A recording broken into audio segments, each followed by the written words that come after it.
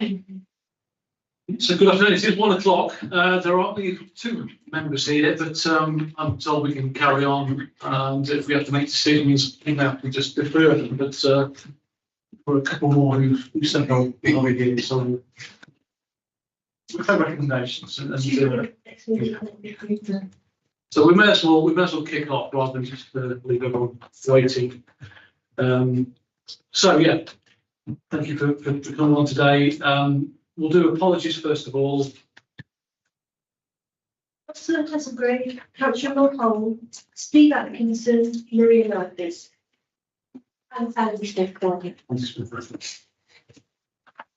Thank you. There's no late items to be introduced himself. Declarations of interest, I'll do the usual City Council Foster Carer. Any other declarations of interest? Earlier today, members of the Voice Management Council met to brainstorm some ideas for our Dodgy Youth Instagram page. And one of our members, Natasha, she suggested that we could use a post highlighting foster carers and young people in foster care for foster care fortnights from the 13th to the 26th of May. In particular, this year's theme centres around celebrating the moments that define fostering journeys, big and small, especially those that build young people's confidence and make them safe. This would consist of young people who are involved in fostering and have been cared for. So Natasha will be looking to do a very short, friendly interview with other young people over Teams, so it is as accessible as possible for them. Natasha as well is looking forward to editing the post and giving it a podcast style look. And this would mean faces of the young people involved would not be shown due to privacy and confidentiality reasons. Of course, if they prefer not to share their voices, recording either, then we have any volunteers will be able to read out their answers from the interview. Ultimately, Chair, we're raising this as a call for members of corporate parenting to use their connections and give Natasha a date to do this and make this happen. We believe this will be important to really connect young people to the fostering element of our community. So if any members are interested, we think this would be crucial and beneficial for them to get in touch with Natasha and Voice in Action Council. Thank you. I don't think that's very great of interest, as in there's a financial interest in looking at that. It's that clear, but yeah, thank you. And obviously, we welcome any assistance. Wonderful. Okay, we'll move on to item 4. The minutes of the previous meeting on the 20th February. Anyone who's here got a chance to minutes and have any? And yes, okay. Yeah, so we shall accept those if that's everyone else. Thank you very much. Okay, item 5, Children in Care Council update. I shouldn't say that. Our voices are successful. Hi everyone, for those who don't know, I'm Participation Officer for Children in Care and I'm here to report that our voice has success over this quarter. This report is to provide a summary of participation activities and I'll move straight on to the supporting information on 4.1, which is about our voice, our success meetings. We've had one in January over this last quarter. We've spoken about this many times, Peter, about the hard times we're having with gaining people's interest in coming to the actual meetings. So we've had this January one. As you can see, it didn't go ahead due to lack of interest. We had 2 young people that were due to come, cancelled last minute, so the meeting had to be cancelled. We are finding this quite current of most meetings that we're having. So we are, I've mentioned in previous meetings that we are looking at remodelling our offer around this. We were due to have a meeting in March, but due to the workshops which I touch on in 4.2 around breaking the stigma, we chose not to add in the meeting as well because of the time commitment of valuing people. So with regards to the meetings, we are scheduling another one for May, in the hope that we can drum up some more young people to come with our other initiatives that we've had running.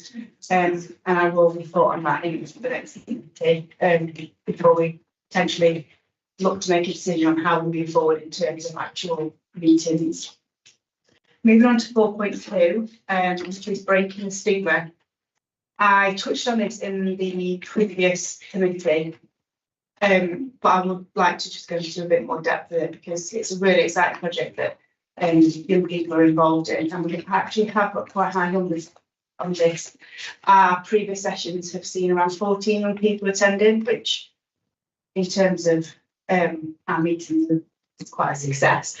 So this is in collaboration with the virtual school, and it came to the forefront of our priorities after a conversation I've had with a young person and how she felt that there was a stigma around being in care and people had negative thoughts around children in care, and actually it was down to a lack of education and knowledge rather than those common. So we spoke about how we try and change the narrative around this. And I used the school cluster groups, which were created earlier this academic year, to consult around how we may capture this. The virtual school offered support and offered a collaboration film with Derby Theatre, which is underway as we speak. I've come from a workshop with young people to come here literally on today. So what's happened is we've had 5 workshops. Well, we're having 5 workshops. The last one's tomorrow, so today's number 4. And through those workshops, we are extracting information from our young people of their thoughts, how they think they're perceived, and how they would like to be perceived, and what information they feel needs to be out there to educate other people. Today, we've been looking at they've been doing the design because we're doing an animation film rather than actual people in the film. So we have animation artists involved, and it looks to be quite a good film, I'm hoping. Not a blockbuster, but so what's going to happen is once that is created, it should be middle of May. We will then showcase the first showing of this on the 11th of June at the Virtual School Festival. We will then be taking this to the national conference with Andy in July in Manchester, which will hopefully get some national coverage with other authorities. The ambition is to push this as far as we can.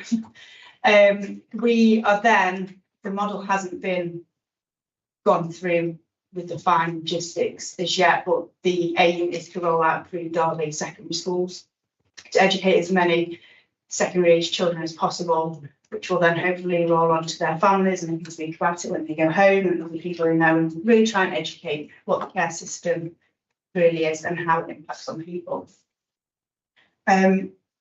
Moving on from this to 4.3, which fits in nicely as we use the school cluster groups to start these sessions. So the school cluster groups is the model that gives opportunity for schools to come together within the city and do almost like what the old Children Care Council meeting was, where we have a session around a particular topic and we consult.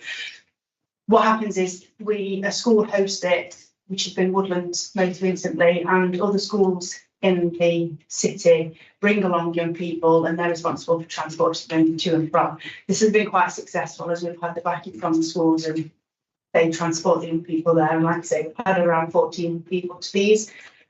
So the February session, the topic was around breaking stigma. It was the start of our current project. And the next one will be in the spring summer term. We haven't got a date yet for it.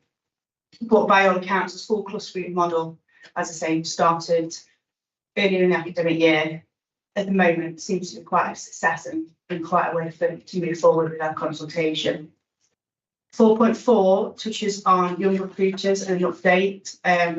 I developed a group last summer called the Young Recruiters Group, in which young people had the opportunity to have the recruitment training from HR and hopefully we'll sit on panels to interview staff and enable them to make change as much as possible around the services that affect them. I've mentioned before that there was a young person on the interview panel for my post, and I think we all agree the importance around this. So this is just a reminder that we do have this group running and we have a pool of young people who are trained in recruitment and really keen to be a part of panels where possible at any posts that support young people. At present, we have had minimal engagement around this. They haven't actually been a part of more than a couple of interviews. So I just really want to remind people that we've got this group. I will be going to city managers hopefully in June also to remind everybody of this, but we do have these people if opportunities arise for them to be on panels. 4.5 is a small piece just about a WhatsApp broadcast channel, and this is just to inform about another method of communication we're trying to utilise to engage with young people. So I know it sounds scary in terms of safeguarding, but the broadcast channel, working with our comms team, we've managed to create where only I am able to post in this. It's like a closed group. Nobody can see who else is in it. The only person that has the details is myself. I'm working on the consent forms in the mailing list to obtain people's mobile numbers that have to be involved. And it just means that I'll be able to post our polls and surveys and different opportunities on there for them to see on the phone there and then, rather than trying to do it through foster carers or through schools or another party, which just sometimes makes it more difficult. 4.6 is our logo review. This is just to give information about the fact that we are looking to review our logo, mainly because it does have Children Care Council on it, and obviously last year we changed the name to Our Voice, Our Success. But in light of the review of the name change, we thought it might be appropriate to change in the logo as well. So a poll has been out throughout March to ascertain if young people would like to see the logo change or if visually they feel it's still appropriate.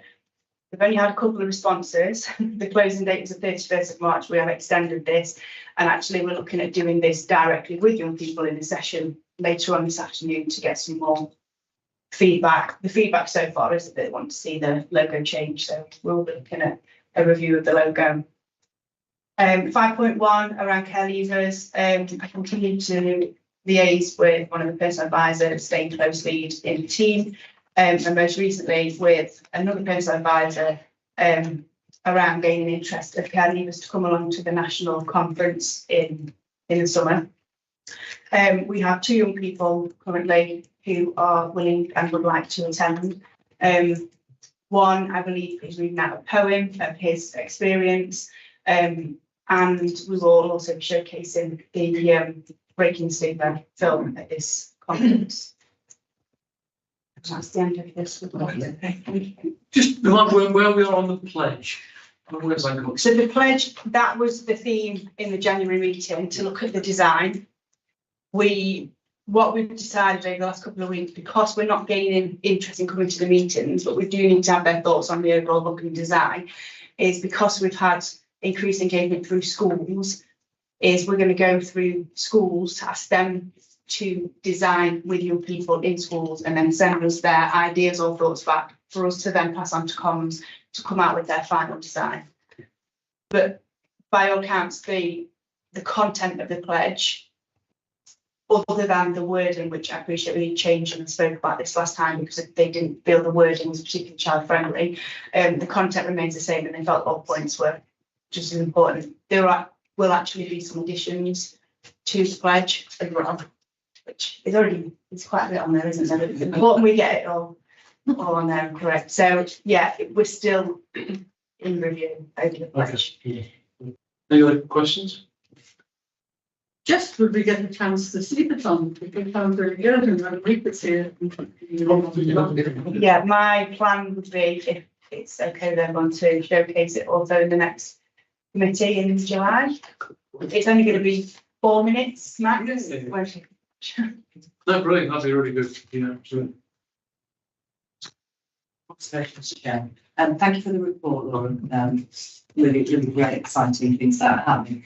I suppose we have really struggled with commitment and attendance at our Children in Care Council, Our Voice, Our Success. And I suppose I just wonder whether or not we need to have a rethink about that. We need to understand why our children and people not wanting to come to the, I suppose, the format that is currently set out. I know we've asked a number of times, but I think we do need to ask that question again and understand why there is perhaps more interest in something like a project, which is the stigma project, than just coming to a room. Perhaps we perhaps look towards themes or something like that, you know, in the future. But I'm up to have that discussion with you and to talk to managers.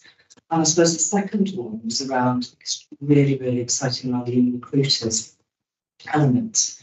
And again, you said that minimal take up. I suppose it's again just timing. We think about when we are recruiting staff, it's usually a weekday 9 to 5, and are people actually available then?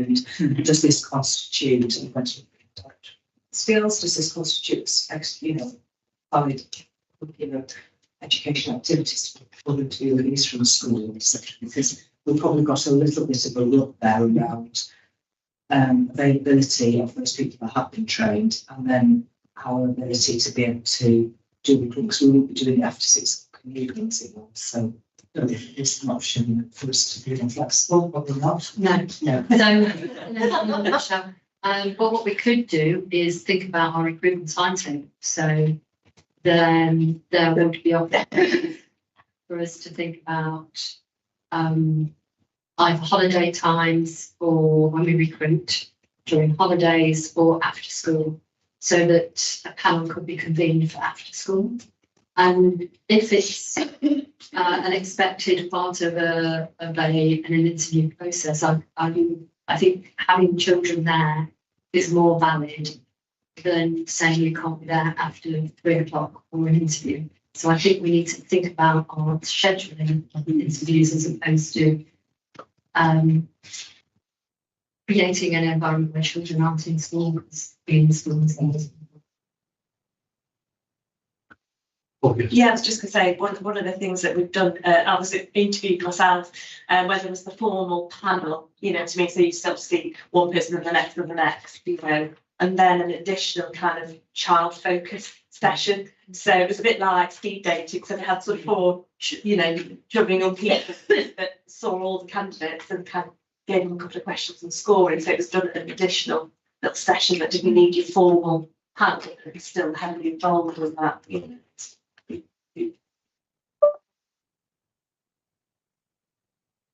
Sharon. I was really interested in the film. Obviously, I know about the film being produced, but actually, it sparked a memory that Mohammed, Alman, and Sam and Alicia raised to me at the executive scrutiny meeting around how we addressing the relationships between neurotypical and neurodiverse young people. So it just made me feel there's a common theme emerging, and it would be an interesting perception to understand the position of those children not in care. What's their perceptions, if they can be honest about those perceptions, so that the stigma is it's almost bringing it to the fore about I'm not a good child, but I know this is how we respond to children looked after. I just thought it was an interesting dynamic, and if we can learn from the work that the Children in Care Council have done, then that would be a really good theme for us to move into with neurotypical neurodiverse. So a few observations really.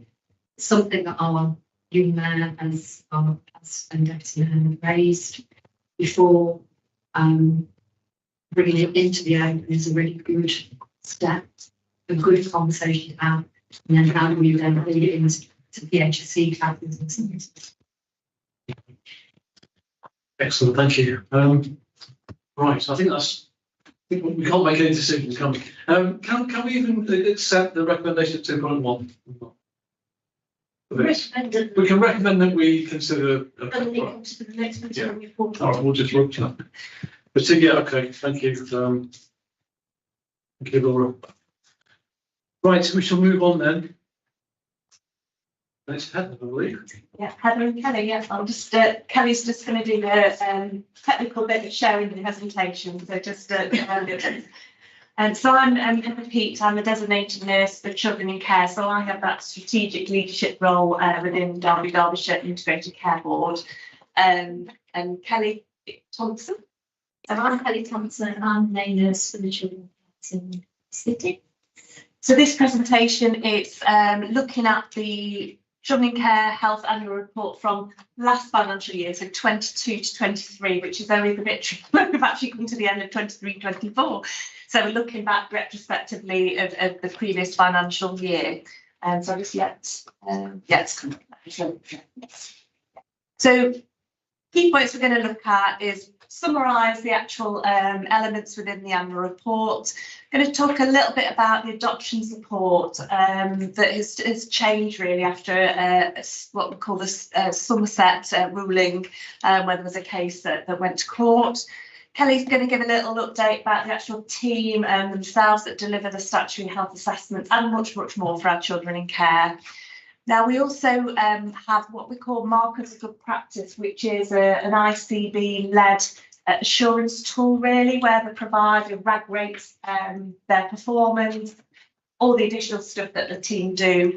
And then we do a bit like a quality visit, look at all the evidence and then kind of RAG rates, and then hopefully look at improvements, ideas for the future. Obviously, with every service, there's some risks and concerns that some we have control of, some we don't. And then really important to look at what have our celebrations for that year been. And then Kelly's just going to give a little bit of a child's story. I just think it's really important to bring a child alive really within these meetings, so it's not just all about the data and the numbers and money.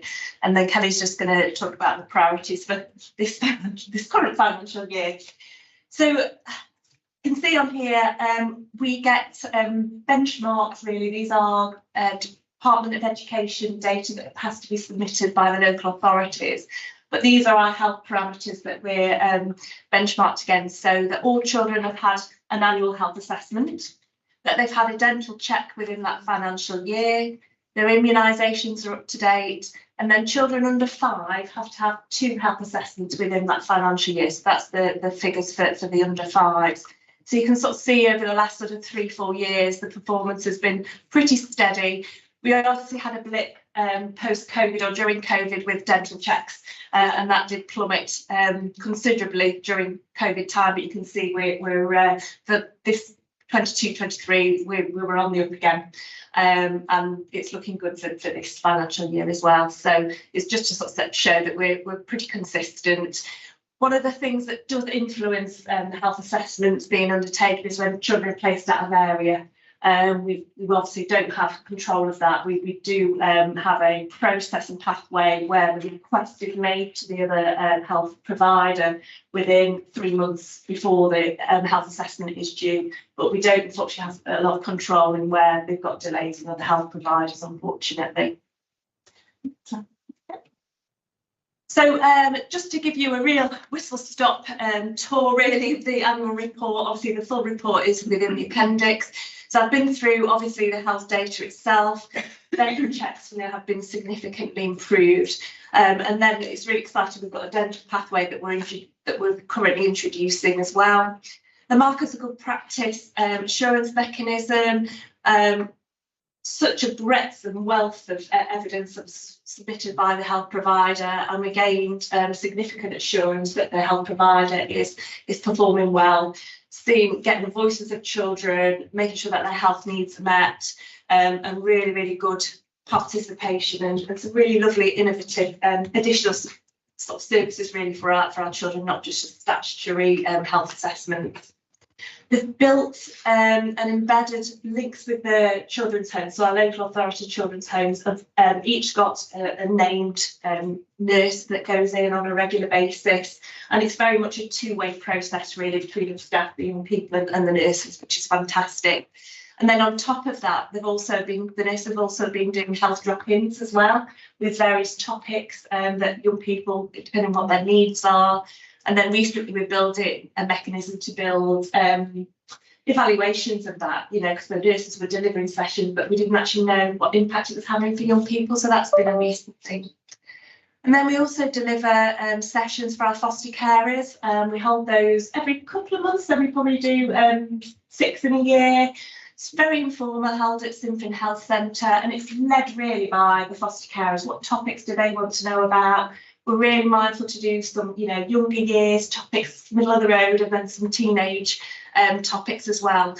And part of that is an opportunity for foster carers to kind of get together, but also to ask us questions on an informal basis as well. So they're just got some of the topics that we've had over that last financial year.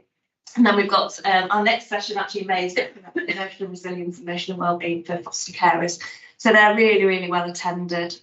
And then every year we have a Derby and Derbyshire Children Care Development Day. So this is with our Derbyshire health providers and our Derby City, because a lot of our children are across the patch really. So and we've got that planned again for this financial year. So again, it's just sharing best practice, learning together as a footprint.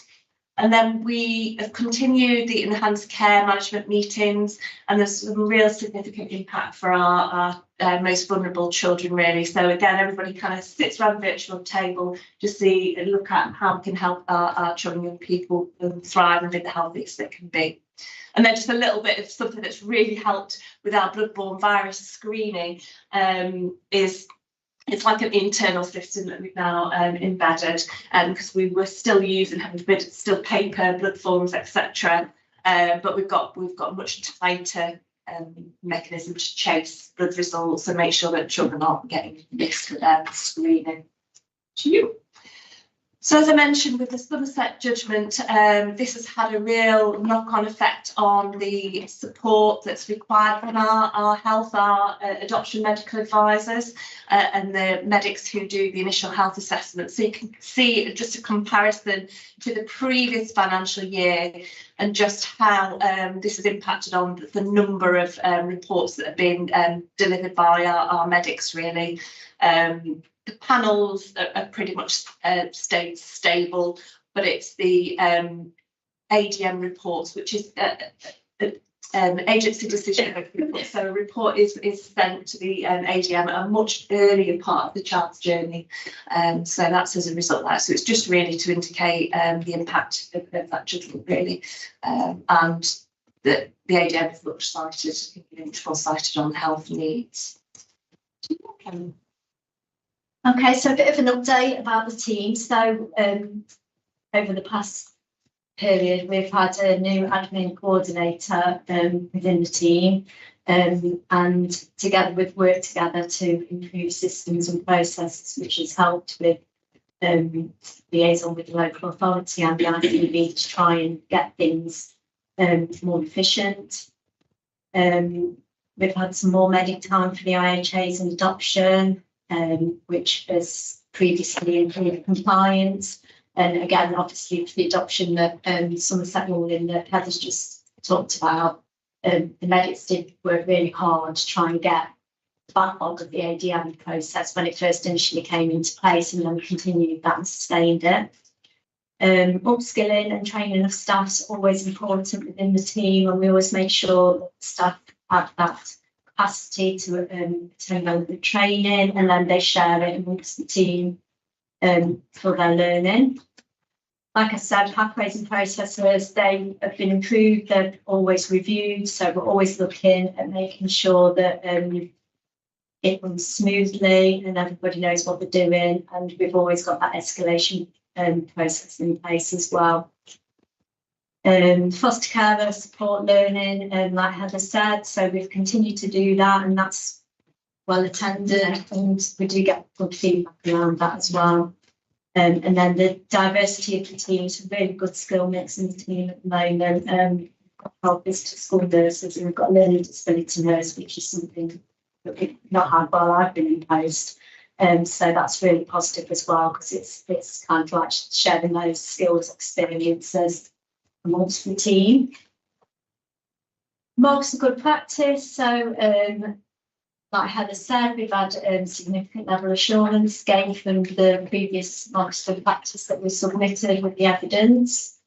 We continue to do that over the years, so we're always working towards the marks of good practice and collecting that evidence to try and showcase the service really, and show the ICB what we've been doing and how we, the challenges and how we can improve. Some of the new innovation and ideas. So Heather worked really hard on the animation films. which have been a really good success. So they are an animation of what a review health assessment is, what an initial health assessment is, and they're 2 different age groups. And they've worked really well. And one of the nurses a few months ago actually showed a young person that wasn't really engaging in a review health assessment. They looked at the video, and then from looking at the video, he started to engage, and he did engage much better with the review health assessment.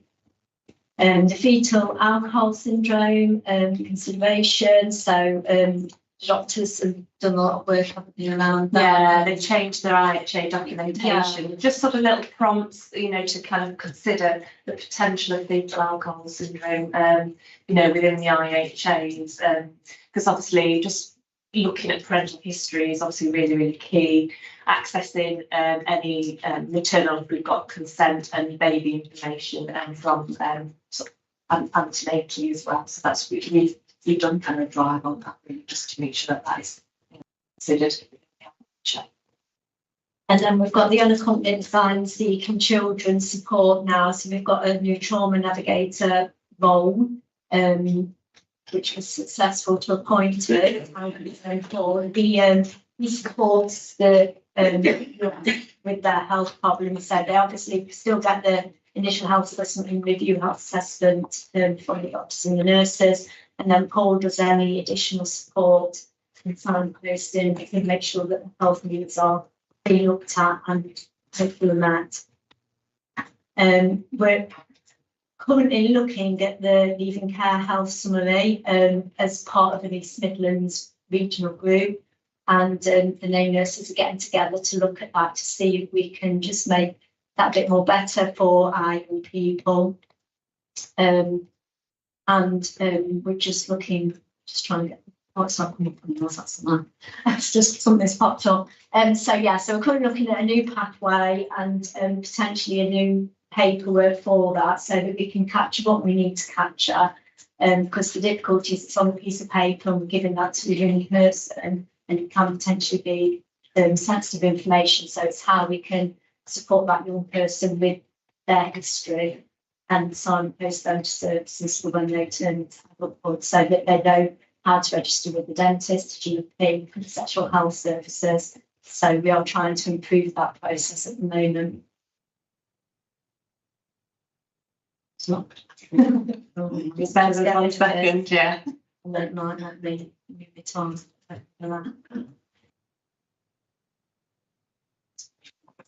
Oh no, yeah.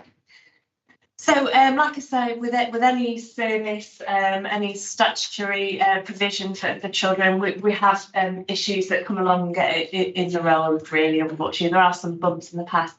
Now, one of the things that we've done a lot of work with is sort of promotion. So when social workers or the IRO teams, let us know that they're struggling to find a dental home for a child, we'll get involved. Sometimes it is literally a matter of phoning dentist after dentist after dentist to fight the corner, but access is improving. And then, like I say, we've got a new dental pathway that's coming to fruition this financial year. So we'll get to hear about that next year, but hopefully we'll get some feedback on the impact on that.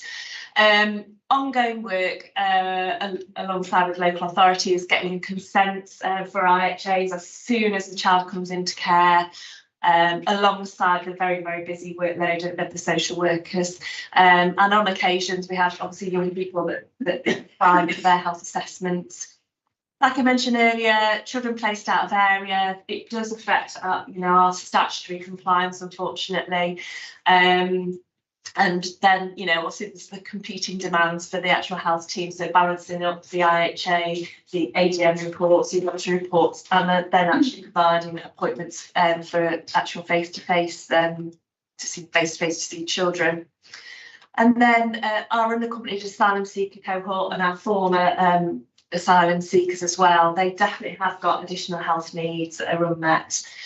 So we've done a lot of work, and like Kelly said, we're really lucky that we've now got some new posts that specifically to support that cohort. And we are finding that he has actually got some capacity to see our 18 plus as well to support them on their journey. He's really settled well into his role, and he's making a real impact for that additional vulnerable cohort as well. Also looking at transition for care experienced young people. We know that the parameters, particularly for mental health services, are very different for adult services and children's services. So we've got further work with our children's commissioners that we're looking at, you know, a young person's, young adult service as well. Was not brought, we do have, unfortunately, young people that decide on the day that they're rather stay in bed. And then we do have occasionally foster carers that generally do forget or perhaps don't prioritise the appointments above something else. So I know the health team have worked really hard to look at how can we just do a reminder, is there anything else that we can do to prevent that happening? And then also just make it very clear to foster carers that this has to be priorities, it's part of the statutory journey as well. And then unfortunately we have our designated doctor who retired February last year. So we've still got a vacancy for that, unfortunately, at the moment. There is contingency plans that the statutory element of the role is being covered by another consultant paediatrician within the organisation at the moment. And Dr. Clement was our designated doctor. She's done a bit of retire or return, so he's doing some hours for us. But we has been out to advert. We had one applicant, but unfortunately they were unsuccessful. So we are out to advert again. So that is a risk, but we're mitigated it as best we can. And then celebrations, I think, without people around the table and in this building, you know, we wouldn't be able to do what we do, really. It's absolutely a partnership with the local authority and everybody within it, and support workers, you know, within our providers, foster carers. I've already mentioned about the enhanced care management meetings. They've been great success. Another celebration, one of the nurse team members is now a sleep practitioner, which has been invaluable, particularly for our more teenage years, who really struggle with their sleep patterns and good sleep hygiene. So she's been pivotal in doing some work with some young people, and then actually making a difference. So the health team do a lot more than just statutory elements of the service. They do, you know, do drop-ins with the children's homes, look at new innovation, training up foster carers and residential workers to support sexual health. I'm really proud that I've managed to, I mean, this is kind of this current financial year for our children in care and care experiencing people. They're going to get Fast Pass for sexual health, which is coming very soon, and that's taken quite a bit of work with our sexual health partners to develop that. As Kelly said, we've got the animated films that will be created, and then the team actually were nominated for a DEED award, which is an award within their own organisation, and successful in that. So really just celebrating. Congratulations to you all, guys. And then I think Kelly's just going to just talk very briefly just about a child that the team saw in recent weeks, and just what difference it made for this child, really. So one of our nurses was asked to support a 13-year-old boy. He's got no medical diagnosis. They've got no history of trauma. They had got a history of trauma. They've had lots and lots of placement moves over the past few years. So very unsettled at the time. There was a query of autism, and but no formal assessment had been taken place up to this point. This person struggled with their education due to multiple placement moves, hadn't really settled within that education, and got a history of challenging behaviour as well. So the concerns were raised by the carers around their inappropriate behaviour towards some of the residential care workers and other young people within the home, and also concerns raised by school as well around inappropriate behaviour. So there was inappropriate use of language towards others, which at times was described as rude, and they were struggling to forming and keeping relationships, friendships with others, particularly in the home and at school.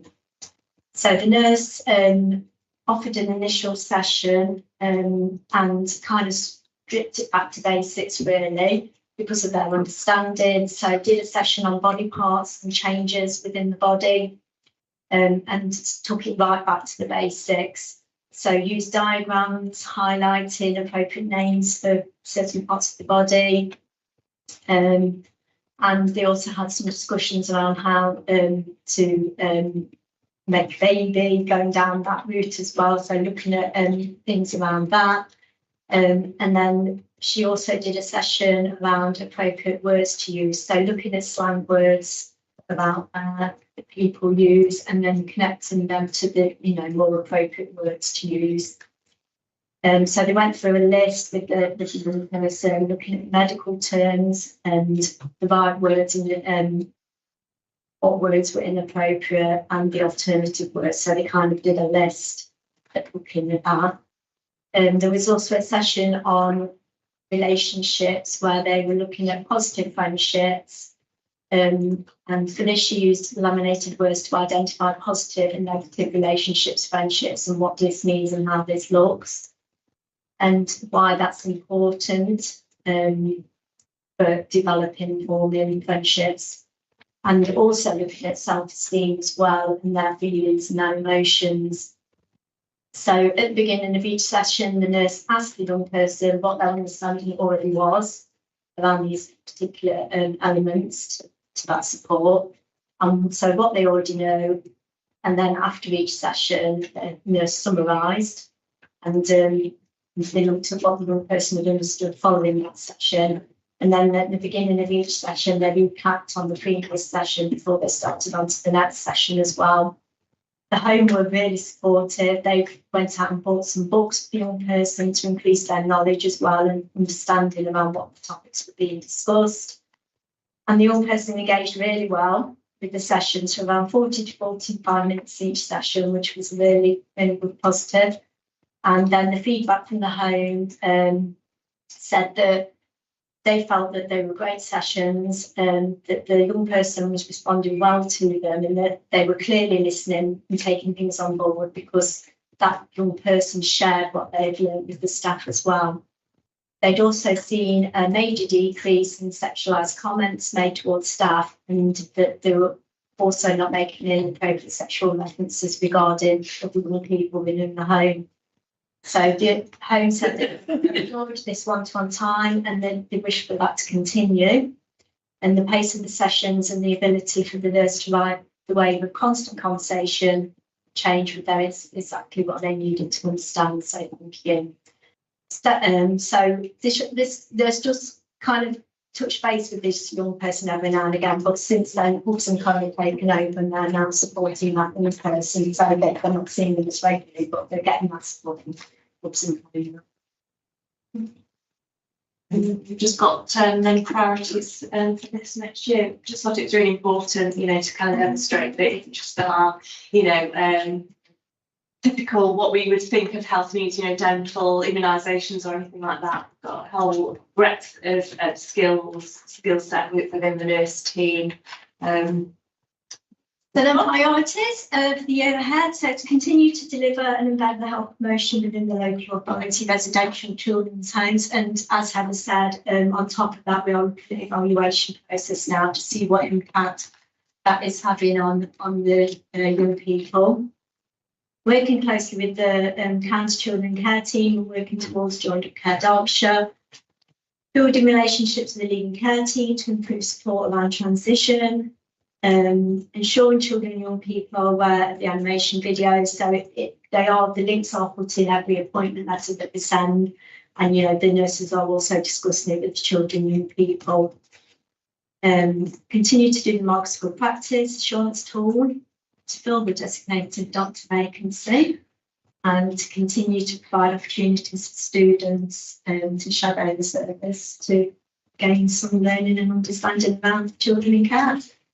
Yeah, and I've been really lucky over this this financial year to deliver some sessions for some pre-registration nurses, as well as because historically I've delivered training for student health visitors and student school nurses, but I've been sort of tapped in through the university, so now I'm doing pre-registration nurses as well, which has been really, really valuable, you know, to actually for people to understand, you know, about children care and their needs. And even if they're adult trained, they will still come across potentially children in care. Either the adult's foster carer or the adult is a care experience young person. So it's really just to kind of fly the flag, really, and to just build that knowledge, and that's getting rid of the stigma that we talked about earlier. And that's it. Any questions? Thank you. Well, I've got a couple of things. So I endorse the point about having a reminder for the health assessment, because you tend to get them really early, and it's a miracle I've not forgotten yet. But it's not like a week before or 2 weeks. It would be really, really helpful, I would say. And then just to say, the health assessment is incredibly beneficial. You know, I'm always impressed every year. We don't just get a health assessment; you get so much more. Honestly, it's been absolutely fantastic for years. The designated doctor, and we're making the assumption that's a NHS funded. Yeah. Yeah.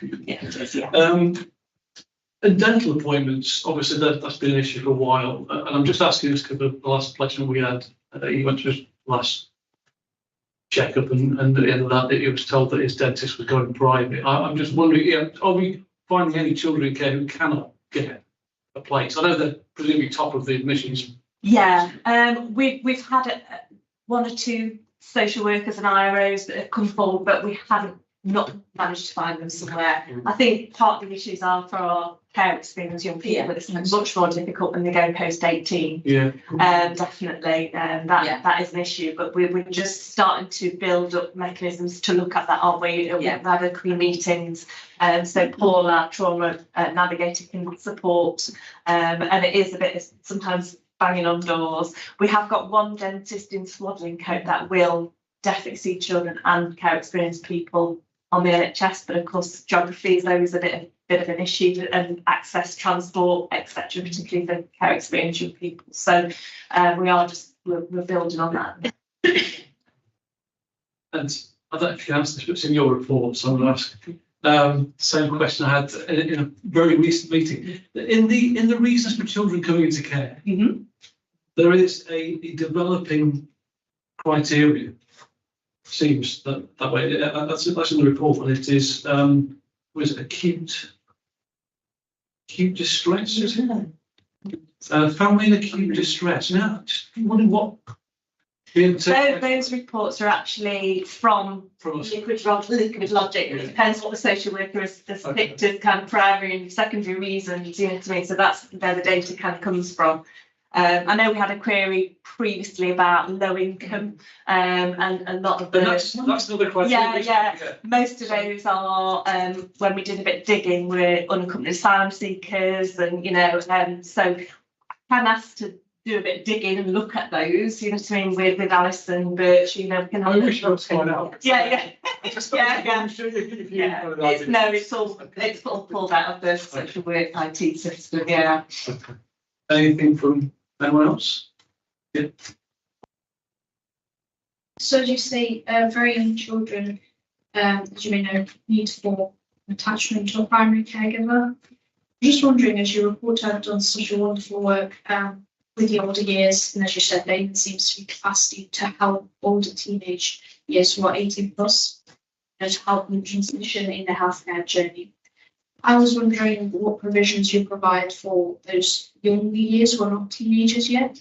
How do you prevent the least amount of different placements they have to go through at such a young age to form that attachment so crucial to their later relationships as adults?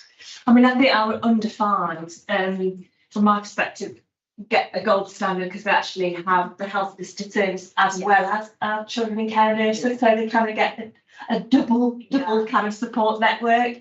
Obviously, in relation to placement moves, obviously for any child, it's the least possible, you know what I mean? I think it's less of an issue with our younger years than some of our older years.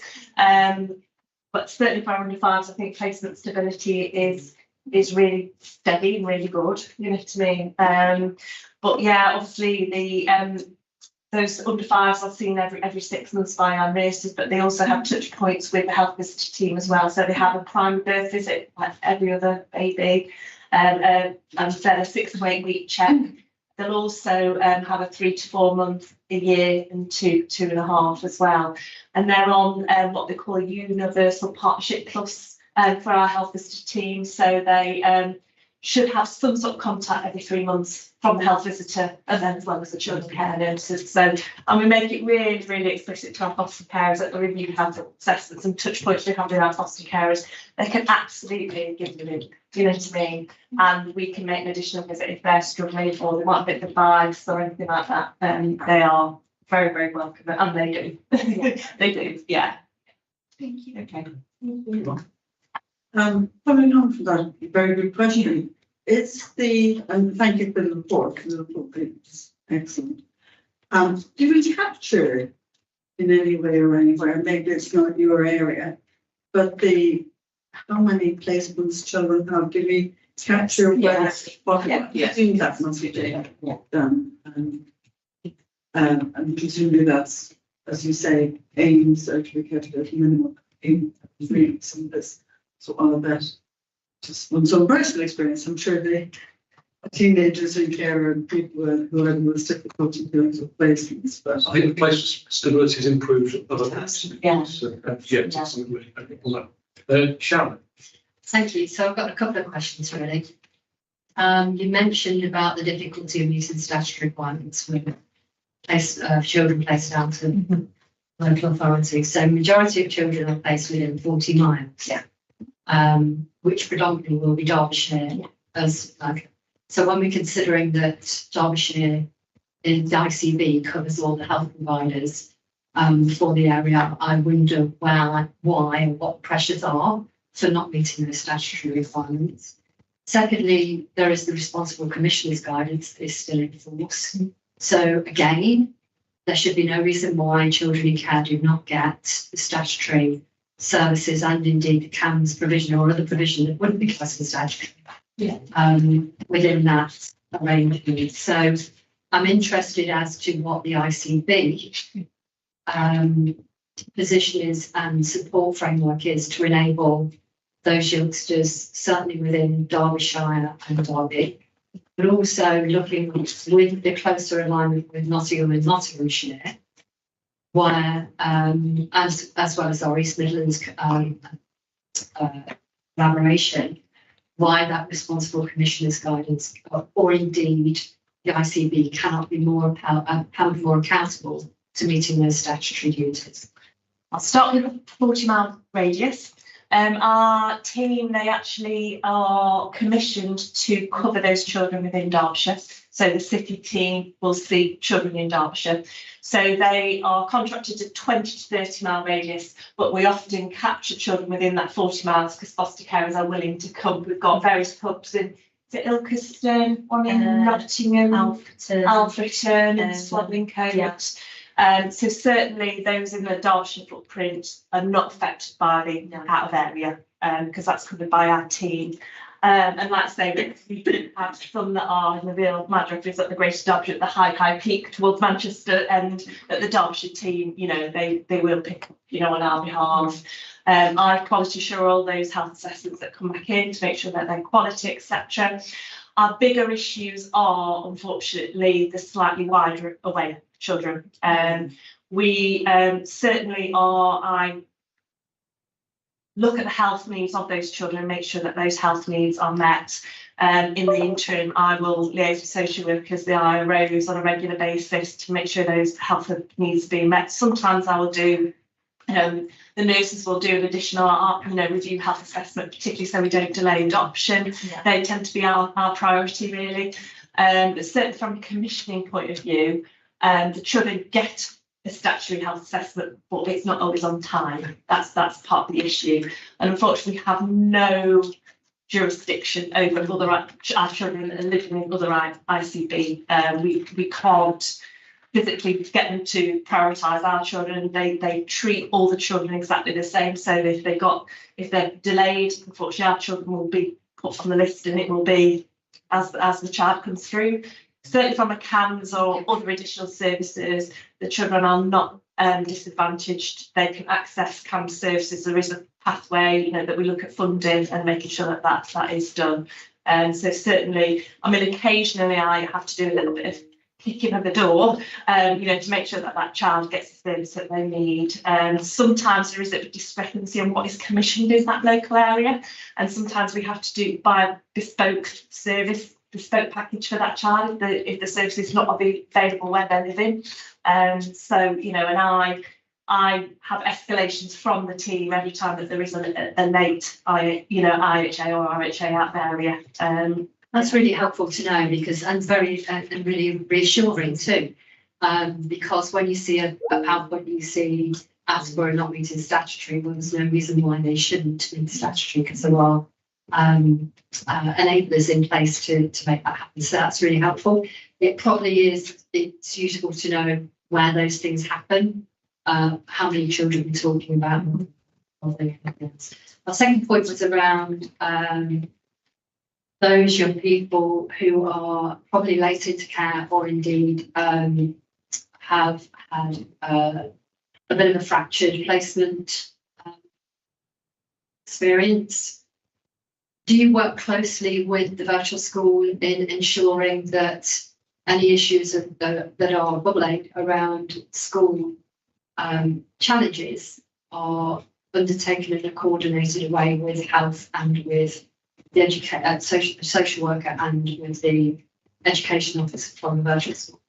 We are very linked with the virtual school. We are invited to meetings on a very regular basis. And I know Graham Ferguson, the head of virtual school, is really passionate about including health as part of, assessing the needs of children. So through his Chromaty model, really, we are heavily involved with virtual school. Thank you. Be assured. I just wanted to add that. Yeah, no, that's fine. I thought it was an important. Thank you. So, Thanks for the report. I was just wondering whether or not, as this board, that we are currently refreshing our corporate parenting strategy, and whether or not there's any reach out to those areas that are beyond your reach to try and do some publicity and profile raising with GPs particularly, etc., and whether or not we can work on something in that area, because I think the more that we can do to reinforce corporate parenting responsibility, it's not just the statutory service, it's not just us, it's everybody's responsibility. And just wondering if we can use that new strategy as a springboard to do some additional profile raising. Yeah, I'm actually the chair for the East Midlands designated and named nurse, so I work a lot with the West Midlands as well. So it's certainly something that we could look at doing as a kind of promotion, and with the sort of anti-stigma, trailblaze that, and share that. And certainly with things like the animation videos that we developed, we shared that wide, there's no point using NHS money and going, that's what, it's about getting the messages out there to as many people in our community as we possibly can. So And the second question is just to be Deb's advocate around that what Sharon's asking around children prioritised as well. Do we act as good role models and prioritise as equal the children that come into our area? Yeah, that's good. It's good to speak with the position of strength. Yes, yeah. And we have had in some areas where, another area had got no provision, and unfortunately we brought those children, in-house and they were seen. And then another area was going, well, we worked in theirs then. I'm like, you're not fulfilling your own statute, well, they're not, so we had to, just get it. Yeah, can't do that. But no, we absolutely did. Okay, final question. Come on. I actually, following on from what you're saying as well, I was going to say it's great that you're getting, which I had obviously noticed in the report, that you're getting into around your level of initial level of nurse training. But whether it would be great in terms of reducing the stigma, also get into the practice nurse training and advanced care practitioners. And the GP training scheme is. GP training that is covered. Yeah, we And you get Yeah, I get involved Yeah. with the name. But I was thinking of a range of Yeah, care practitioners in general practice. Yeah. They're the ones who have a lot. Yeah. yeah. We recently did a GP practice as well. Yeah, we We did. did. Obviously, we got invited to one of their safeguarding meetings and we did a presentation. Yeah. Excellent, thank you very much for the Thank you. presentation, and we'll do the same with the recommendation moving forward, wherever that was. Okay, thank you very much for your help. Right, we shall move on to item 7, sorry, integrated lack emotional wellbeing service, which is Karen. Lovely, thank you very much. So my name is Karen Breer, and I'm in this Children and Young People's Commissioning team. Okay, I'm just going to sort out my technology first, join the meeting, and then I'm going to share the presentation. Oops. Questions?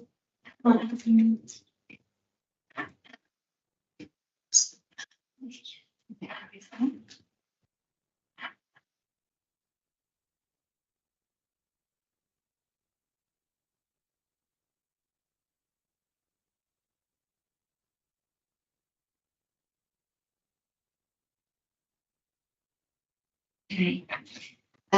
So thank you for inviting me to the committee meeting.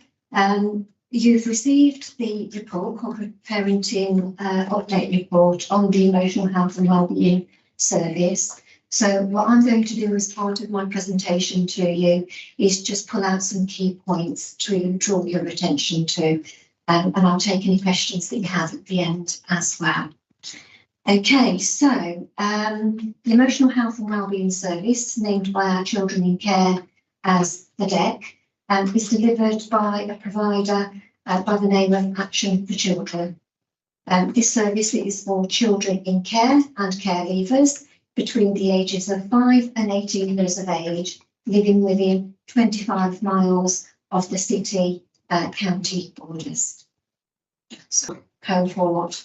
Receiving specialist support to maintain placements, stability, and keep children local.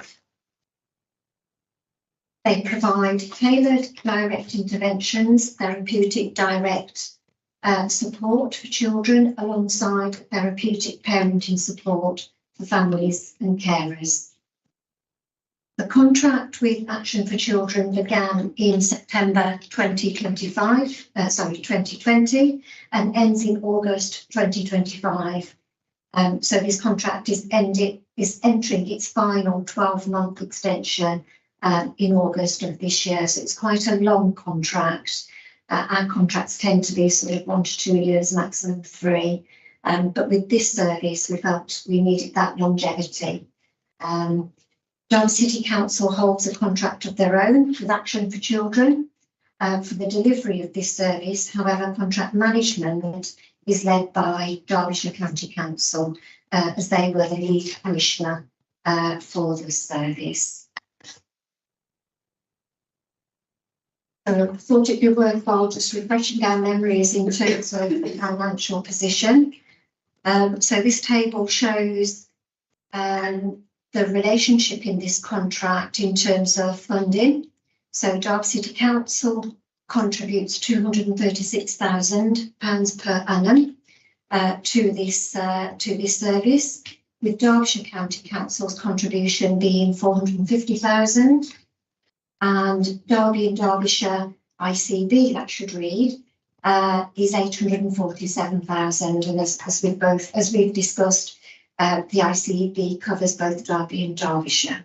So the total annual sort of contract value is 1.5 million.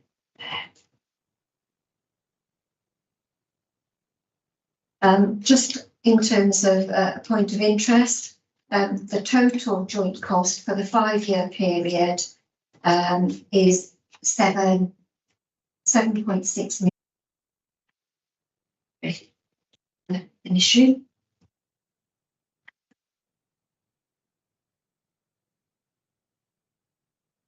You had this one, didn't you? stop sharing and share again? It just rectified itself, but yeah, you could try stop sharing. Okay, apologies out there.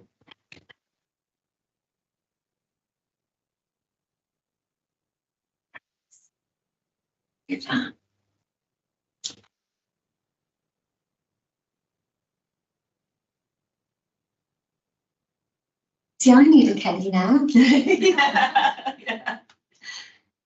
That's escape. Bring you out and then back in. I did, that's exactly what I've done. And it doesn't seem to be. Shoots. Again. Oh.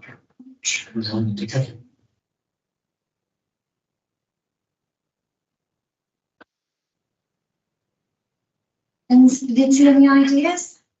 It's to be.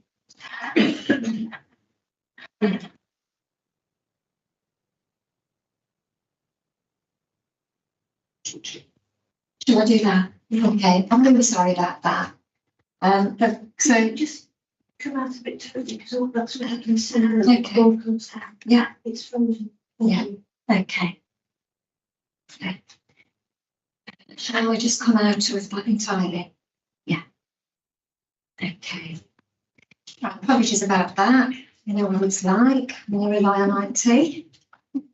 Okay, so what I wanted to do in my next slide is just demonstrate to you what the DEC offer is in terms of the different interventions they deliver. And then alongside that, I wanted to also demonstrate to you what level of service we get in terms of that offer. So, the DEC offer includes direct trauma work, which includes creative therapy approaches, therapeutic work based on their clinical model. They offer wraparound intervention to support step down for children and young people in care, with support to parents, carers, professionals, including social workers. They offer attachment interventions. So this includes attachment focused parenting group, specific groups for carers and special guardianship orders, kinship carers, and therapeutic parenting in relation to their clinical model, which also includes therapy as well. They offer consultations, which always comes as a batch of 6. And that is one-off bookable consultations covering specific issues like harmful sexual behaviour. They offer reflective practice, which is really, really important. This is where we draw a lot of value in terms of the contract, in terms of learning, continuous improvement. And that is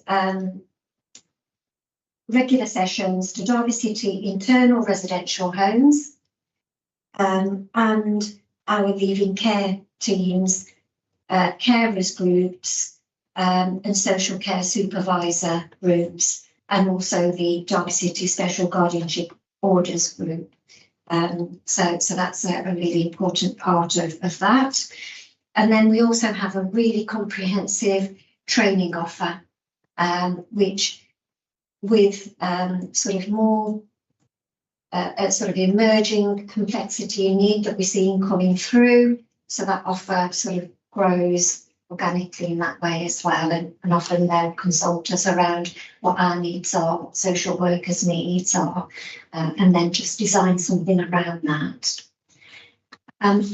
In terms of the level of funding that we put in, so we put in £236,000 a year funding into this, and what the provider does is they then apportion a third of their total resource to Derby City.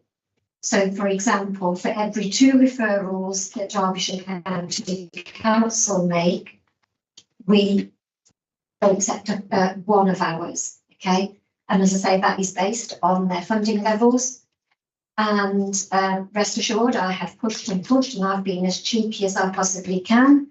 But we do monitor that we are getting our total allocation. So I wanted to give you some assurance on that.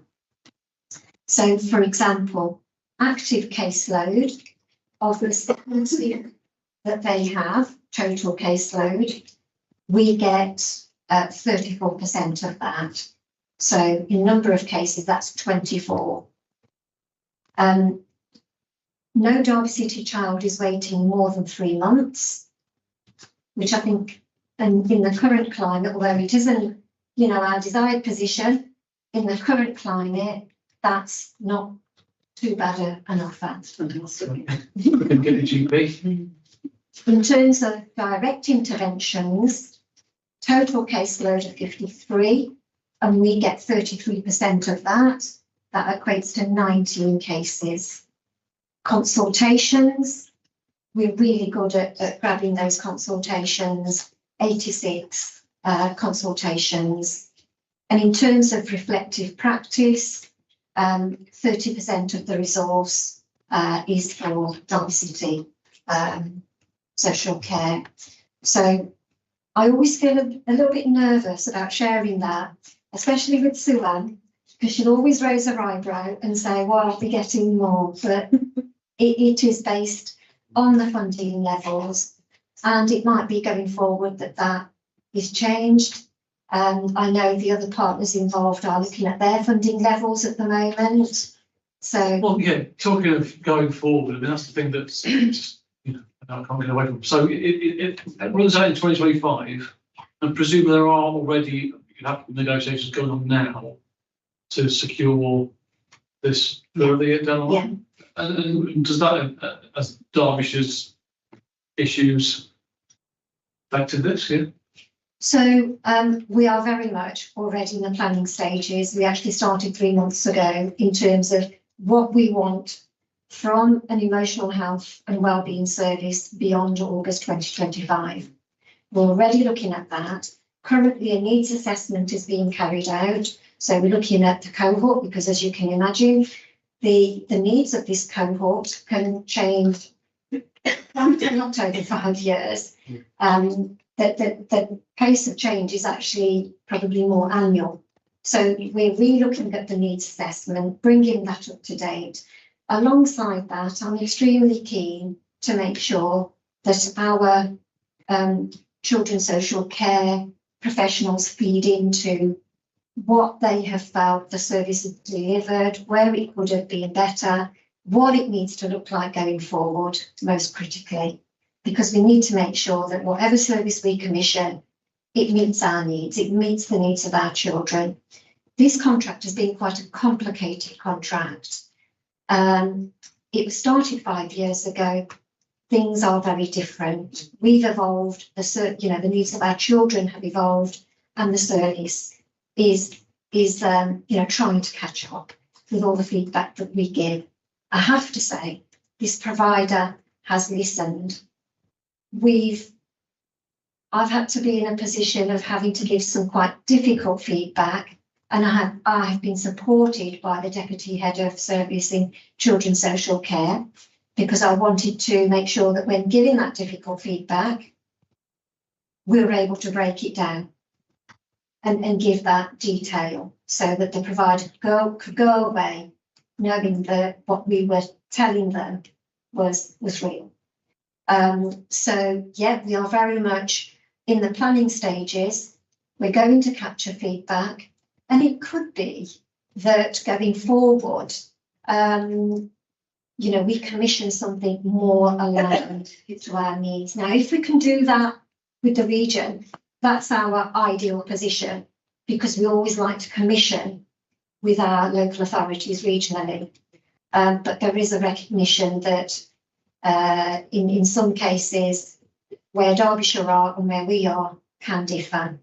So yeah, funding levels, I think ours are quite safe in terms of the final 12-month extension, which starts August of this year and ends August of next year. I've not been told the funding has been cut or anything, so I think that's quite safe. I believe the ICB are, as part of their business planning, are looking at a certain percentage cut, but I couldn't quote on that because I've not had any confirmation of that. And in terms of Derbyshire, I believe there are conversations there that impact significantly on their funding, but again, I'm not in a position to be able to sort of outline what that might be. Where do the children go for this? This presumably this used to be the key. This is 242 Leopold Street going back. So where do children go for this now? If it's a partnership with Derbyshire? So up until late summer of last year, it was still Leopold Street. Okay. And in fact, not only do we contribute 236,000 to the contract, I know that Suan's team also, Suan offered a part-time resource that specialised in the harmful sexual behaviour element that's gone into the service and been absorbed somewhere. But we also, the provider was in a lease for that particular property on Leopold Street with us. But from August of last year, the provider with, I have to say, with very little consultation, if any, moved to premises in Derbyshire. And they notified us of that. I think they made a significant error in not sort of thinking about the travel impact. But they quickly caught themselves and got into discussions through Suan with our localities provision, and they have created a local base at Sunnyhill, and there's potential to expand that to other locality hubs as well. Okay, fair enough. Okay. Yeah. That was always the issue previously, wasn't it? Yeah. Yeah. It's essential that they can go. Yeah. So. Thanks, Chair. I think while overall the report appears really positive, I think we just got to be mindful that 1.5 million per year, 7 million, and the average case of children is 70. So we are having discussions around making sure that this is actually meeting the needs of our children in Derby and across Derbyshire as well. Just going to just start with. Yeah, so I think the work that we're doing now in terms of planning either the re-tendering, because there are other providers that may be able to provide them. We need to keep them in mind. I don't see in the report, I see a lot of detail about numbers, etc. But given that the contract's been running over 3 years now, I'm not seeing any huge impact that's in there. So I'm not entirely sure how much actual tangible impact, what difference has it made for the life and the experience of the child. I'm not seeing that in the report. I do know we don't have huge amounts of that because I do have meetings with county regions. So I think, yes, on the surface it looks positive, but I think it's not really more than we can expect from that.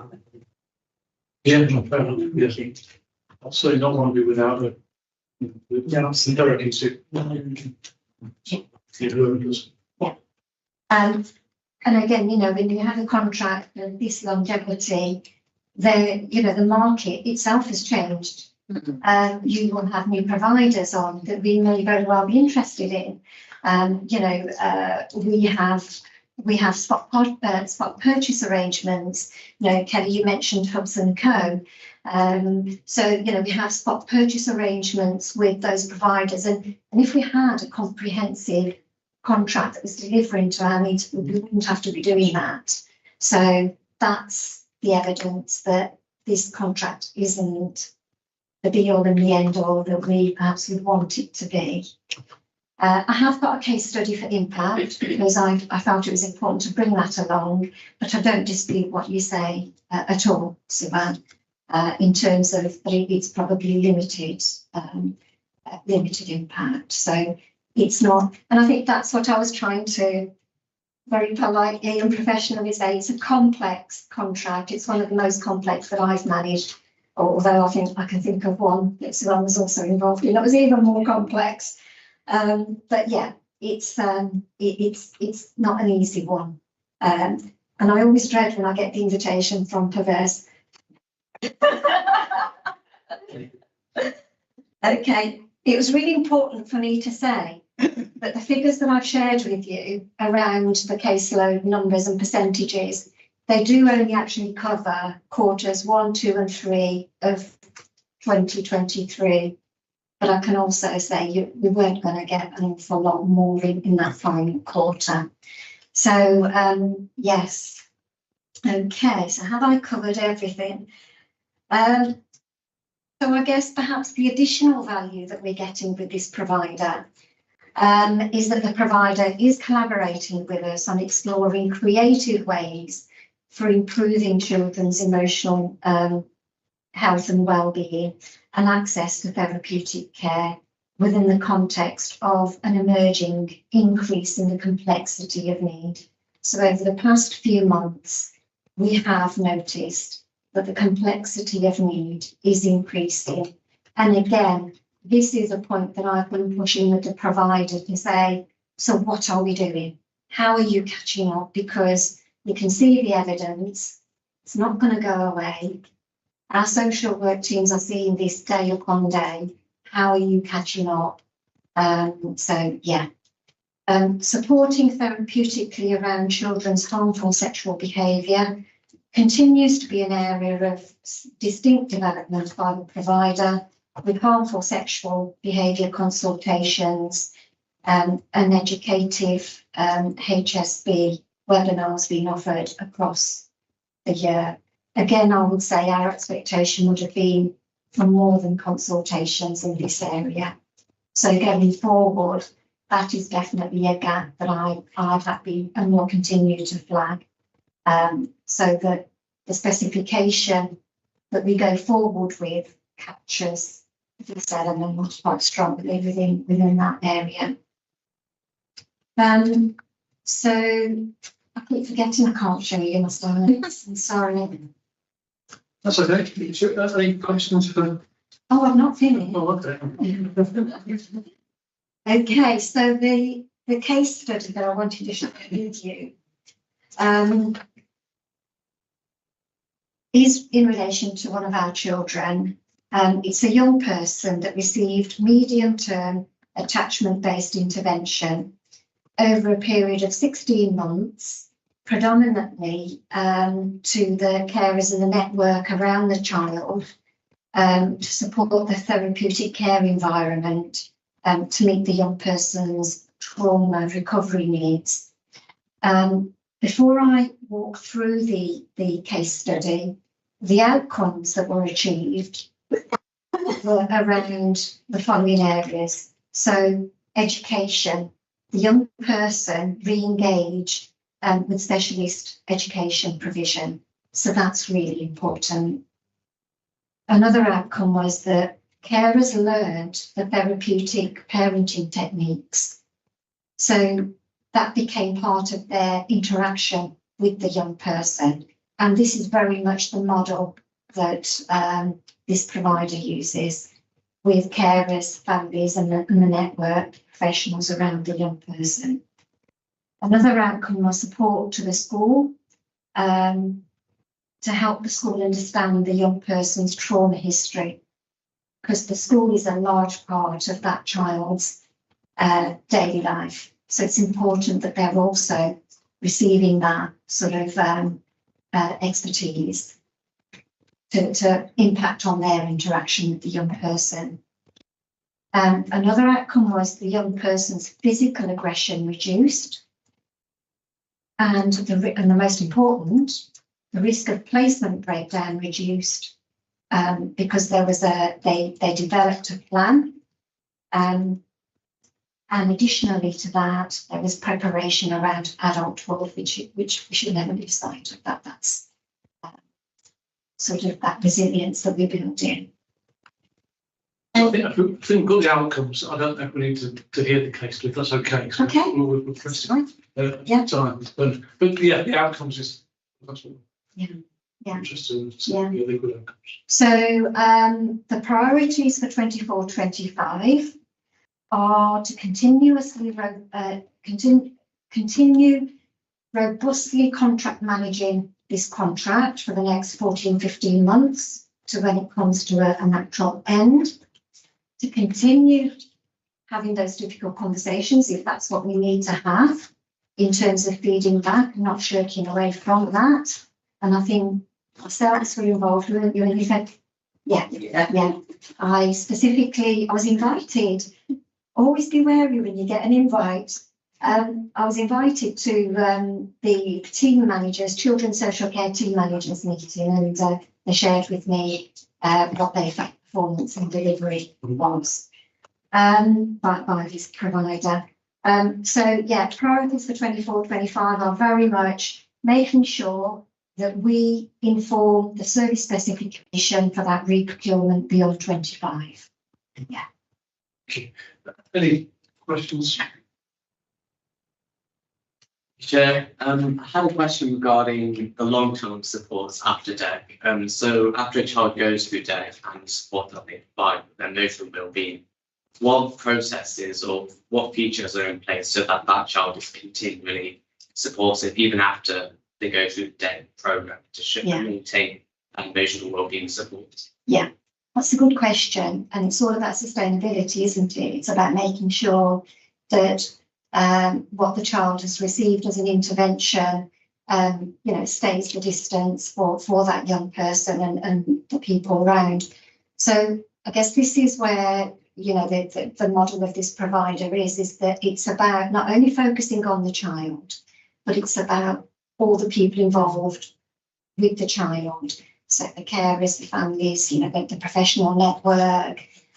It's around showing them, teaching them the therapeutic parenting techniques, that practical, this is how you could do it, this is how you could tweak your current practice to make that difference.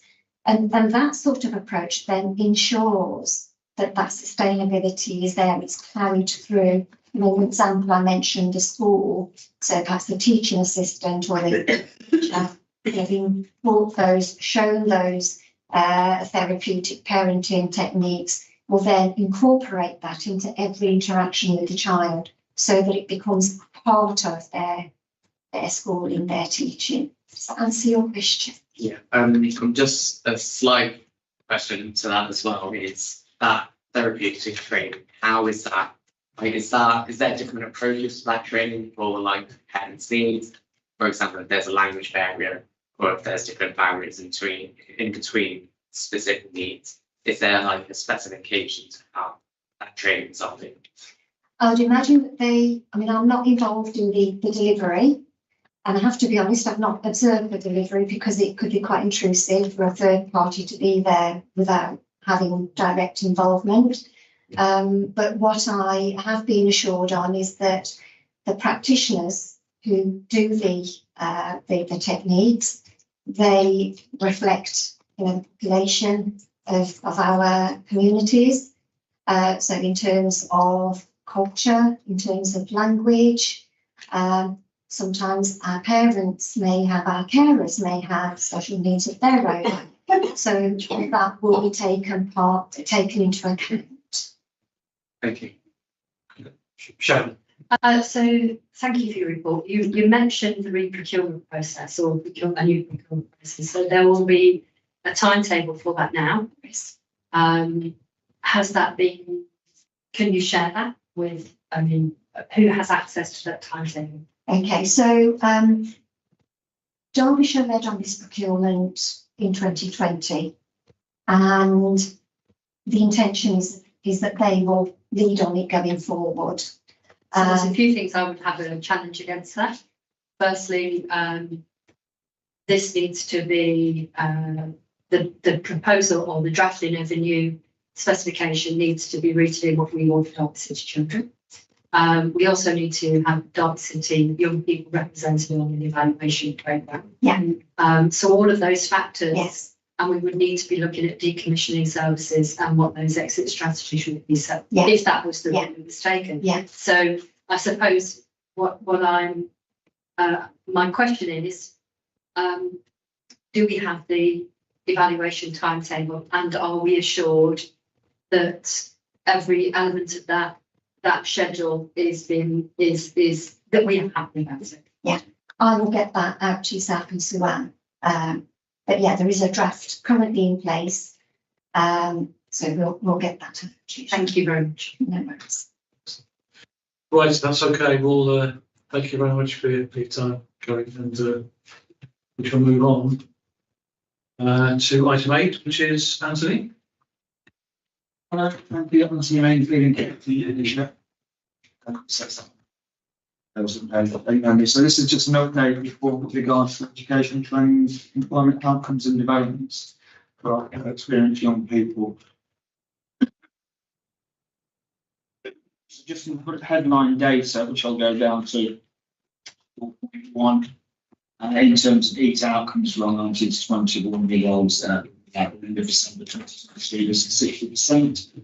And that's what the current average. So we're sort of happy with that. Probably it's been dancing around the 60% as long as I've been here. But at least we're stable. So, and the previous quarter was 59.4, so a slight increase. The issue we had, or the issue I found this time with the reports, was our 17 and 18-year-olds, where ordinarily they're, when we do these snapshots, they sort of sit higher than our 19 to 20-year-olds, but on this occasion, they sat lower. So I've just done some initial research into the nature of the cohort. We're not talking about huge numbers here, but nevertheless, what was a bit of a surprise to me was that 30% of that cohort of neat young people aged 18 have been in care for quite a long time. And I think that surprised me. I'd expected it to have been our late arrivals and those community care, late system, unsettled housing, and all that sort of stuff. So that's pointed me in a direction where I'm going to have to do some qualitative investigations to who these young people were, what was going on, are there any patterns that we can pick up, any gaps in the service that we need to identify. I'll get hold of Graham Ferguson in the virtual school. So just wanted to explore that reason. I don't know whether it's an anomaly. I agree with you. I think it should be where it's at. Yeah, no, I don't know whether it's an anomaly or whether it's just one of those quirks, because when I checked this morning, the data was 72% in each of this cohort. So I know it moves and shifts around a little bit, but so it's an oddity. So I'll explore that and I'll report back for the next parent meeting, that's okay. Once I understood why we have this little drop. I mean, ordinarily we don't see that, certainly with this age group. So that was just, that's the basic data. In terms of developments, there's been quite a lot since the last corporate parent meeting, where I think we got the question back from the corporate parents, what else can you do to help us to improve our EAT outcomes? And the EAT pathway group was developed. It's sort of been spearheaded by my colleague at my left, Pervez, because that's very much a work in progress, whereby we're trying to orchestrate a very clear pathway for our young people from year 10 all the way through. It's a big piece of work that has started and will be reported on, I guess, around a year's time, and realise what we've achieved and where we've got to. The operational, the development group that I sort of runs, therefore, slightly shifting and changing. So there'll be a change of, well, as a change in terms of reference. That group will sit under this more strategic group. That's how it's going to work. So we're also going to individualise an approach to supporting our young people and targeting those who are in need. Anonymised summaries that we're getting directly from them to present to my operational board every 2 months to say, well, this is the young person, this is their aspirations, this is their barriers, what can you do to help? And we get our PAs at those meetings, along with the providers for those meetings, get the two together, have a conversation, that support that young person individually. We will then look at it. And if a young person wants to share their name, that's fine, but the minute we can anonymise it, But we can progress chase those cases individually rather than more as a group in a meeting. It's a bit unwieldy, really. So we're refreshing how we record that and monitor and track it on LCS. We need to explore, because previously we had Derby Adult Learning Services doing a triage process for us, but they can no longer do that. Although the facilities are on there, so I don't quite know how that's going to work out, but we can perhaps get some better robust data in terms of outcomes. So, so that's the sort of change in the approach. So from PEVESA into Pathway Group, which is more strategic and grander, our group will underpin that and do the face-to-face work with our partners to try and get young people before meeting to eat. And then I'll obviously, like I just said previously, I'll try and explore why we have that little up here, but I'm hoping to be with our 17-18-year-olds. But if there's something underpinning, you need to know what it is. And then we'll be able to monitor and track it a bit more robustly going forwards. The DCC apprenticeship scheme will form part of PEVESA's overarching EAT pathway group. And what will also be brought into that is that new social value clause that's been introduced, which we won't see any impact yet because it's relatively early in proceedings, isn't it? Whereby if there's a large contract that the council have given out, that company has to offer something by way of internships or apprenticeships or work experience to areas, etc. I'm conscious of time to follow. So that's a brief whistle-stop tour of these. Happy to answer any questions. Okay, any questions for Nancy? Chris? Okay. You're off the hook. Thank you. Thank you very much. Right, okay, item 9 then. Okay, Helen? yes, nice to meet you all. I don't have a name signed, but I'm Helen O'Kane, I'm the leading care team manager. And I feel quite passionate about the subjects I'm going to focus on next. I'm going to try and keep them compounded if I can. So our care experience for forums have been a great success. So prior to COVID lockdown, there was what scheduled meeting occurs and held, whether it's been slice of pizza, you'd have one person turn up, it was successful. So what we did is we went out to care experience and said, what do you want? What would you like to experience? So we took that all on board, and we have a care experience forums one tomorrow evening. It takes place in the Canary Lounge, and we have a private section up there, and it's well attended. We have around 30 members in the group. There tends to be an attendance of around 15, depending on childcare needs, whether somebody has an exam for university. And the beauty of this group is that at Derby, we are inclusive of experienced caregivers who have gone past the age of 25. So, for example, we have 2 care experience young people who attend the forum who are mentors. One now works for Action for Children, and one is, I'll talk about it in a minute when we come to the next bit. So they come and act along as mentors. Now, in these care experience forums, their voice is powerful because it helps us to inform change where we can. So it's very much you said we did. So we talk about aspects like, for instance, loneliness and isolation is the key thing for care experience young people when the care system kind of ends at 18 and everybody falls into the background and that door closes at life hits. The powerfulness of this group and what we are witnessing is that young people are coming together who have a kinship. They have a shared identity. Their experiences are unique as their fingerprints, but they have a similar understanding. So we've seen friendships. So those that have come in as socially isolated, suffer social anxiety. They come to the door and kind of like, come on in and sit down. And we've seen these relationships form It's really wonderful. We've had 2 meals out as well. They asked us for an end of summer meal. So we had that at Nando's, and there was 15 that attended round the table. And their feedback to us was, what do you want from us? Well, actually, we don't want anything at all. We want you to enjoy this night. And that was a lot of the feedback that we get. There's a lot of photographs in this where you can see. And from that, also, we have had 3 young people who, not last weekend, the weekend prior, attended London. So their voices being heard, parliamentary members, around the changes that they want to see across the UK. So they went by train, they stayed in a hotel overnight. And actually, one of our care experience had got some iPods in at the station, and they popped out. And one of our other care leads that was attending in this big sort of station caught them. Like, oh, it's a small world.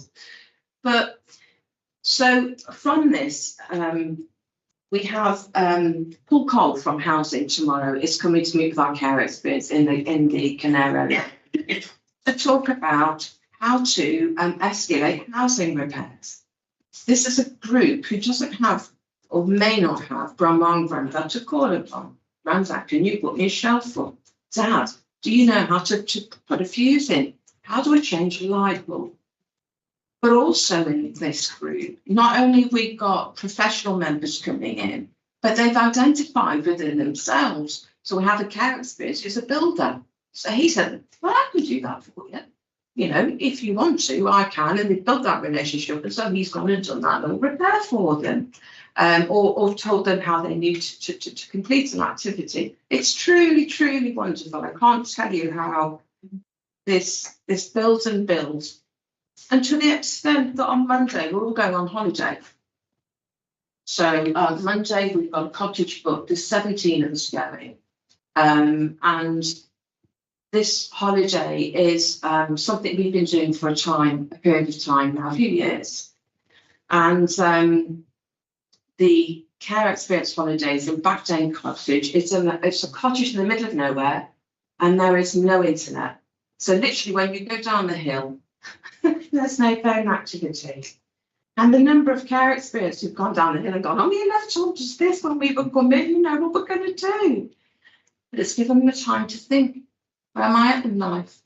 Actually, I haven't missed that person blowing up my phone and asking me where I am. Actually, it's given me a chance to evaluate where I am in my life, because I've had a chance to pause and think in this beautiful countryside. We had a care experienced who suffers from PTSD. He was celebrating his 20th birthday, and he had a traumatic event that evening, and the whole group came together and supported and put their arms around him, and they cried with him as he shared his experience. And we were able to talk into the night, and he was able then to join in his birthday celebrations. It was very moving. It was truly, truly wonderful. And we run these events at Christmas when there is a number of isolated care experience who wake up Christmas Day with nobody.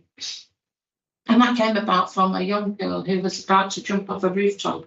And she said to the police negotiator, I wanted to jump out of my window at Christmas. And he said, why? And she said, because I claimed seeing everybody going into somewhere and I had nowhere to go. He said, what did you do? She said, I went into bed. I closed my curtains and I went into bed.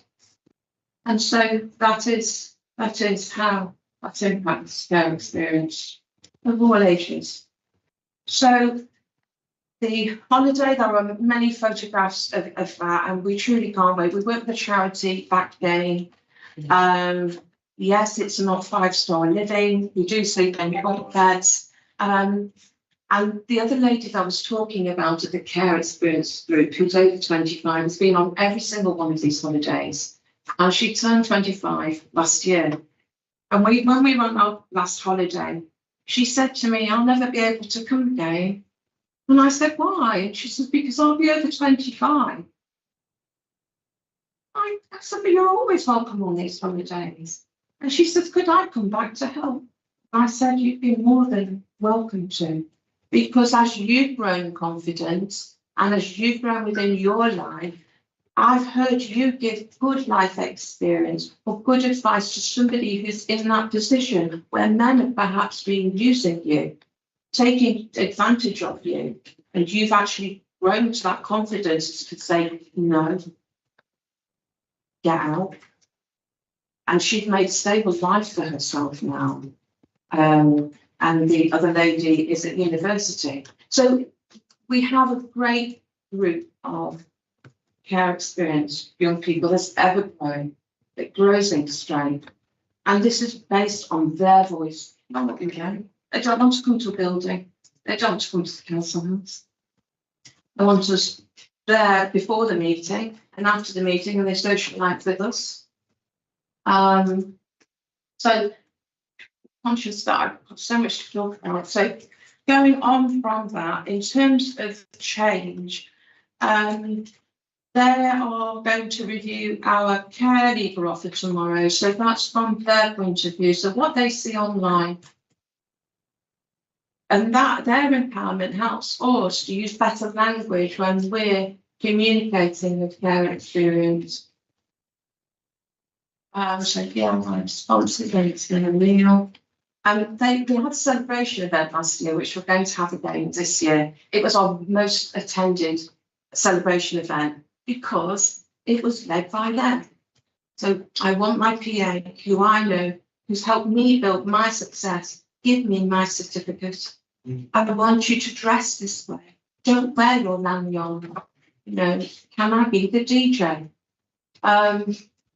Honestly, we had a fantastic night, and it was great to wrap your arms around somebody and say, well done, we are proud of you. You've worked really hard to achieve this. So we're going to do that again this year in June, and that is booked in. And again, that's led by the care experience. So anything that you enjoyed last year. So some of the comments from that was, so great evening, felt proud to be there, best event ever. I enjoyed being hooked. It made me feel better inside. Much better than last year. Food was great. Seeing others go up their award gave me the courage to go out for mine. Very relaxed. That's some of the feedback from my people. So in terms of the forum venue, so they feel like it's sociable, enough space around them, they can have a private discussion, they feel safe doing this.